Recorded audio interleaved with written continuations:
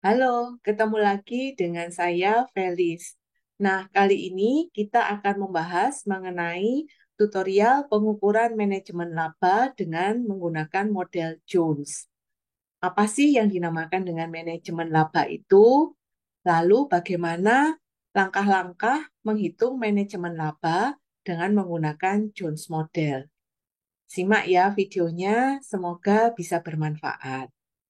Sebelum kita masuk ke tutorial langkah-langkah perhitungan manajemen laba dengan menggunakan model Jones, maka ada baiknya kalau kita merefresh dulu ya, apa sih manajemen laba, mengapa sih em, mengapa sih discretionary accrual itu biasanya digunakan sebagai proksi dari manajemen laba.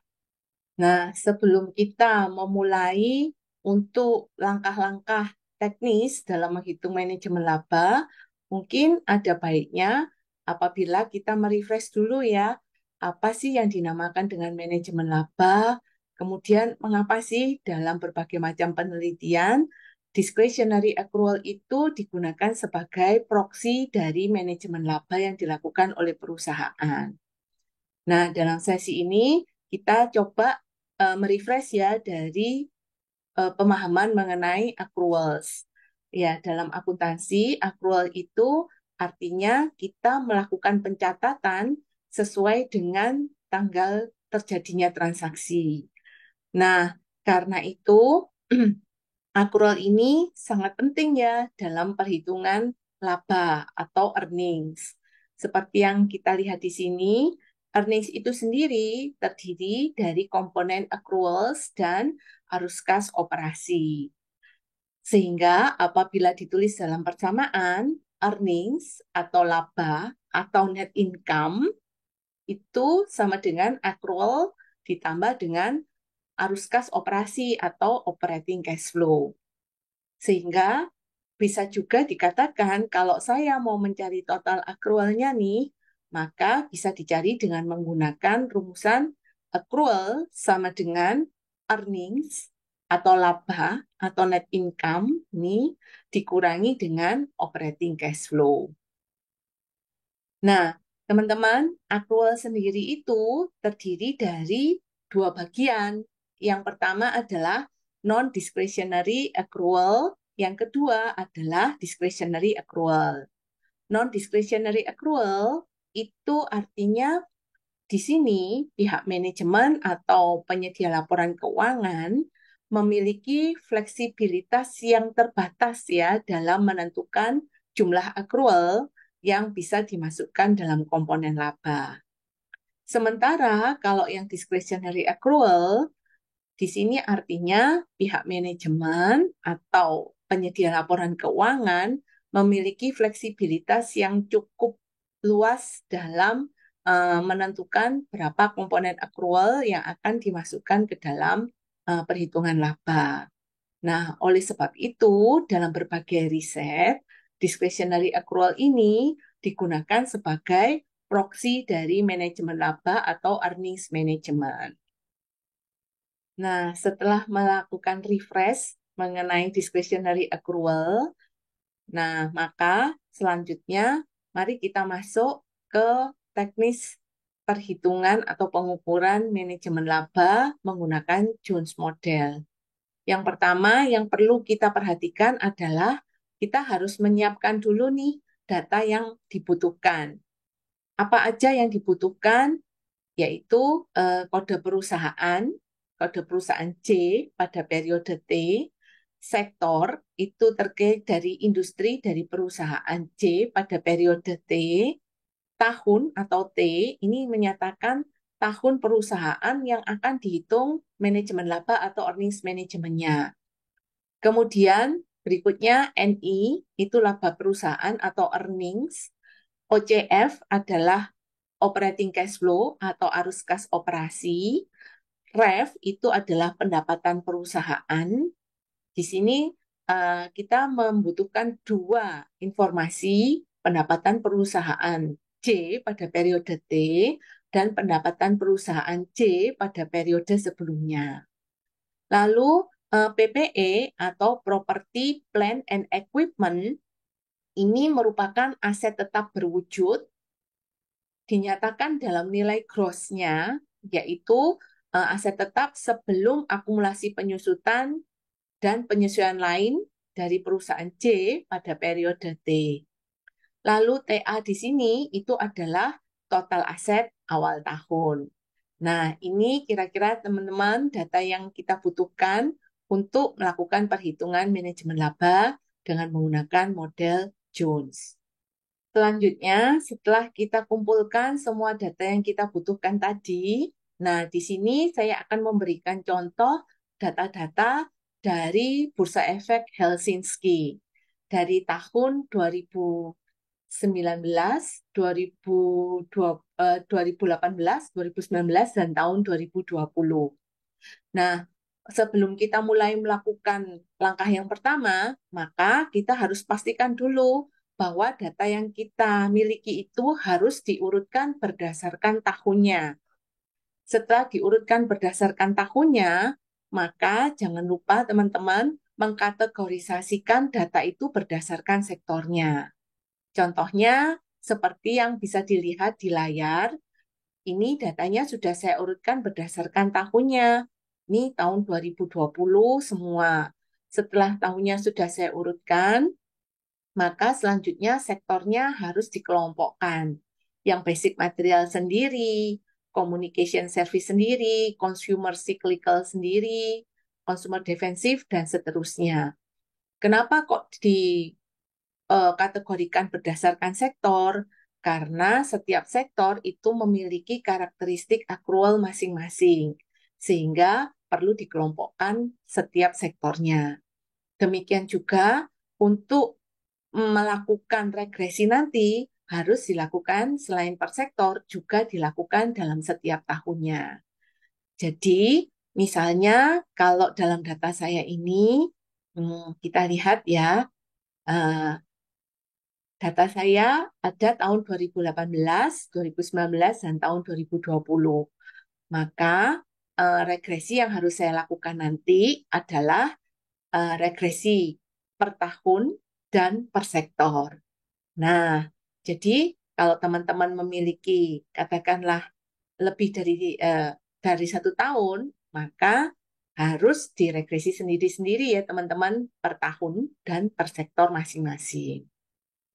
Nah, setelah tadi datanya diurutkan per tahun dan dikategorisasikan untuk masing-masing sektor, maka selanjutnya langkah yang ketiga menghitung data-data yang diregresikan. Nah, di tempat saya ini saya beri kolom warnanya biru ya, teman-teman. Nah, oops, sorry.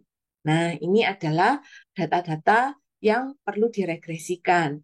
Misalnya nih, total accrual. Total accrual tadi rumusnya adalah net income dikurangi operating cash flow. Jadi, kalau dalam kasus saya ini, berarti kolom net income, kolom H, dikurangi dengan kolom I. Lalu yang berikutnya, delta revenue. Delta revenue itu tadi revenue tahun T dikurangi dengan revenue tahun sebelumnya. Sehingga pada tempat saya itu adalah kolom C dikurangi dengan kolom K. Lalu semua data yang hendak diregresikan harus dibagi dengan total aset pada awal tahun. Mengapa? Ini untuk menghindari persamaan regresi kita nanti hasilnya dipengaruhi oleh perbedaan skala yang mungkin cukup besar ya antara satu perusahaan dengan satu perusahaan yang lain. Jadi semua uh, variabel yang hendak diregresikan harus dibagi dengan total aset awal tahun. Apa saja variabelnya? Total accrual dibagi dengan total aset awal tahun, ya berarti kolom M di tempat saya kolom M dibagi dengan total aset awal tahun atau kolom G. Kemudian 1 dibagi total aset awal tahun, berarti 1 dibagi kolom G. Lalu delta revenue dibagi dengan total aset awal tahun. Delta revenue-nya ada di kolom N dibagi dengan total aset awal tahun.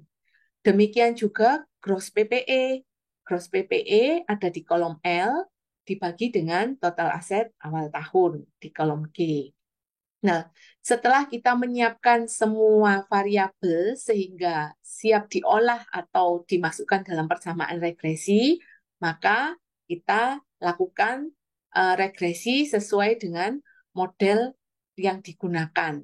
Ya, dalam video kali ini saya akan melakukan tutorial manajemen laba dengan menggunakan model Jones. Nah, teman-teman, mari kita melakukan perhitungan discretionary accrual dengan Jones Model. Langkah pertama, kita melakukan regresi total accrual dengan 1, delta revenue, dan gross PPE. Semua variabel, kalau teman-teman lihat, semua variabel, baik dependent maupun independent variabel, dibagi dengan total aset pada awal tahun. Nah, yuk teman-teman, kita coba untuk melakukan regresi. Pada tutorial kali ini, regresi akan saya lakukan dengan menggunakan Excel saja. Nah, ini adalah kolomnya sudah saya siapkan untuk menampung nanti hasil-hasil regresi atau hasil dari koefisien regresi yang akan kita peroleh nanti. Oke, yuk kita coba ya. Kita mulai melakukan regresi untuk perusahaan-perusahaan yang ada di sektor basic materials pada tahun 2020. Teman-teman masuk ke data, menu data, kemudian pilih data analisis. Nah, nanti pada data analisis, teman-teman pilih regression. Oke, sehingga keluar nanti menu seperti ini. Untuk input Y-nya, maka sesuai dengan persamaan ini ya, berarti Y-nya adalah total accrual dibagi dengan total aset T-1, khusus untuk basic material. Nah, jangan sampai terlewat ya, sampai ke row 12. Kemudian untuk input X-nya adalah 1 dibagi total aset M-1, delta revenue, dan PPE. Berarti mulai dari kolom P hingga R, kita drag sampai ke row 12. Oke, kemudian setelah itu jangan lupa teman-teman untuk melakukan pengecekan kita nanti, teman-teman juga mencentang residual ini. Kemudian silakan di OK. Hasil regresi akan muncul di sheet yang lain. Nah, ini adalah hasil regresi yang kita peroleh dari Excel. Kemudian, ini akan kita beri nama ya, misalnya regresi basic material 2020. Oke, nah ini adalah nilai koefisien yang akan kita butuhkan untuk menghitung langkah yang kedua. Oke, karena itu kita copy ya, ini koefisiennya, ya, mulai dari intercept, koefisien variabel 1, variabel 2, dan variabel 3.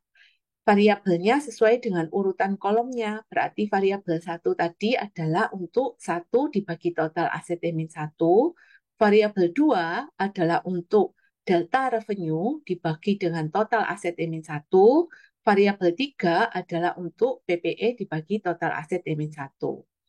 Ini kita copy ya teman-teman, copy, kemudian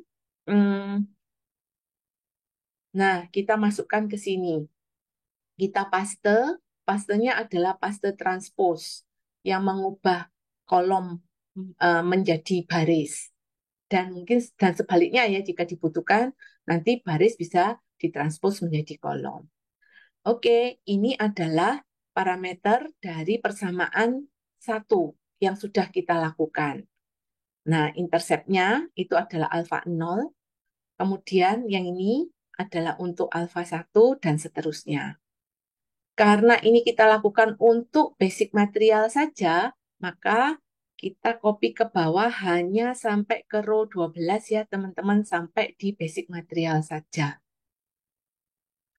Nah, setelah selesai, berarti kita sudah menyelesaikan langkah pertama dari dari Jones model.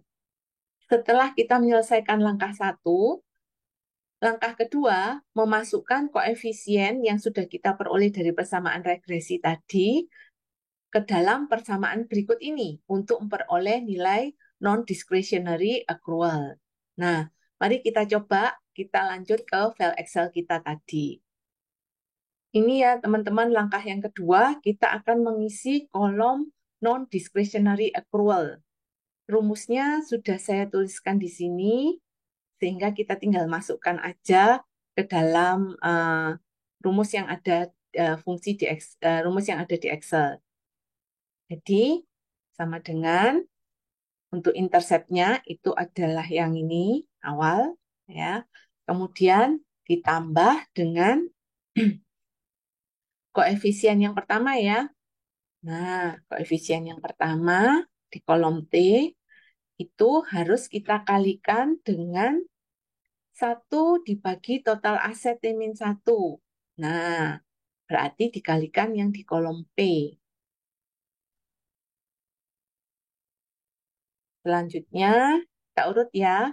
Yang berikutnya, ini koefisien variabel yang kedua, kita kalikan dengan delta revenue yang ada di kolom Q. Lalu selanjutnya koefisien yang terakhir untuk gross PPE. Nah,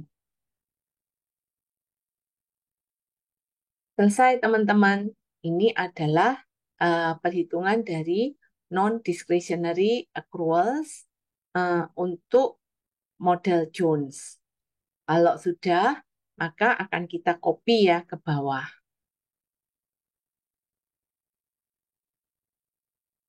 Selanjutnya, kita akan masuk langkah yang ketiga. Langkah yang ketiga apa? Nah, kita lihat ya, untuk langkah yang ketiga, langkah yang ketiga atau langkah yang terakhir adalah menghitung nilai discretionary accruals yang merupakan proksi dari earnings management dengan cara mengurangkan non-discretionary accrual yang diperoleh dari langkah 2 dari total accrual atau ini rumusnya. Nah, kita coba ya di file Excel tadi. Untuk kolom X atau kolom discretionary accrual model Jones, berarti kita tinggal mengurangkan total accrual ya, kolom O total accrual kita kurangkan dengan non discretionary accrual. Nah, ini adalah earnings management yang dihitung dengan menggunakan model Jones. Oke, begitu caranya. Nah, selanjutnya untuk melakukan pengecekan nih, gitu ya. Untuk melakukan pengecekan yang kita hitung menggunakan rumus dengan residual dari regresi. Oke, mari kita lihat teman-teman, residual dari regresi, kita buka hasil regresi basic material yang dilakukan melalui Excel tadi. Ingat ya teman-teman ini. Nah, untuk kolom residualnya, ini urut dengan number of observation-nya. Jadi urut dengan barisnya. Coba kita copy ya. Nah, kita copy, kemudian kita sandingkan dengan nilai discretionary accrual yang kita peroleh dari perhitungan rumus tadi. Nah, ini supaya sama, saya samakan berapa angka di belakang koma. 4 angka di belakang koma. Sama nggak nih kira-kira? Nah, daripada penasaran, kita hitung aja. Memang ada selisihnya nggak sih yang angka kita peroleh dari rumus dengan angka residual error yang kita dapatkan dari persamaan regresi. Oh, ternyata kok sama ya, nggak ada bedanya. Nah, jadi kalau dengan model Jones, teman-teman, begitu teman-teman melakukan regresi, untuk discretionary accrual-nya itu sebenarnya adalah residual error dari persamaan yang teman-teman lakukan tadi. sudah kita buktikan ya, kalau residualnya kita bandingkan dengan rumus yang kita coba hitung ya langkah per langkah, ternyata hasilnya sama. Ya, jadi eh, untuk shortcutnya mungkin seperti itu. Kalau misalnya ingin lebih confidence lagi, mungkin teman-teman mau melakukan pengecekan seperti yang saya lakukan, yaitu membandingkan antara perhitungan discretionary accrual melalui langkah-langkah tadi dengan residual error yang teman-teman peroleh dari perhitungan regresi. Kemudian pertanyaan selanjutnya adalah berarti yang earnings manajemennya yang mana nih? Ini nih, berarti ini adalah nilai earnings management dari masing-masing perusahaan eh, di tahun 2020 yang ada di sektor basic material. Kemudian untuk enter prestasinya bagaimana? Biasanya teman-teman untuk earnings management atau di ACC yang kita peroleh kalau tandanya negatif seperti ini ya perusahaan yang ada di baris 1 dan baris 2, terus ada yang di baris 5 ini, baris 2 dan baris 3, baris 5. Nah, kalau negatif itu mengindikasikan perusahaan tersebut melakukan income decreasing strategi. Berarti kalau positif, ya berarti sebaliknya. Kalau positif, seperti contoh kita yang di baris 4, kemudian yang ada di baris 7, 8, dan seterusnya, itu mengindikasikan perusahaan melakukan income increasing strategy. Nah, untuk beberapa penelitian, tidak membutuhkan yang tidak membutuhkan pola income decreasing atau income increasing-nya, tetapi hanya membutuhkan berapa sih earnings management yang dilakukan oleh perusahaan, maka Anda bisa menggunakan nilai absolut dari discretionary accrual yang sudah kita hitung ini tadi. Nah, semoga bisa membantu buat teman-teman yang melakukan penelitian di bidang earnings management. Selanjutnya, mungkin kita coba ya untuk yang communication service ya.